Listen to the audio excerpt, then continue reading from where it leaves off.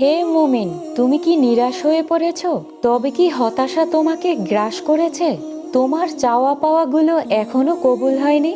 দুঃখগুলো তোমার নিত্যদিনের সঙ্গী হয়ে পড়েছে? হে মুমিন, তোমার মনের অবস্থা আরশের আজিমের মালিক থেকে ভালো আর কে জানে? তিনি তো দেখেন তুমি কিভাবে প্রতারিত হও। তিনি তো দেখেন তুমি কিভাবে সিজদায় লুটিয়ে তোমার অশ্রু ফেলো। তিনি তো মুসা আলাইহিস সালাম, ইব্রাহিম আলাইহিস সালাম, ইউনিস আলাইহিস সালামেরও রব। কি ভুলে গেছো তাদের কথা? তিনিই তো তাদের কঠিন বিপদ থেকে রক্ষা করেছিলেন। তিনি চাইলে তোমাকেও ক্ষমা করতে পারেন। সব কিছু শুধু সময়ের ব্যাপার। তুমি তো শত ফিতনার মাঝেও তার কাছে সাহায্য চাও। যে রব তোমাকে হেদায়েত দিয়েছে সেই রব তোমাকে কখনো নিরাশ করবে না।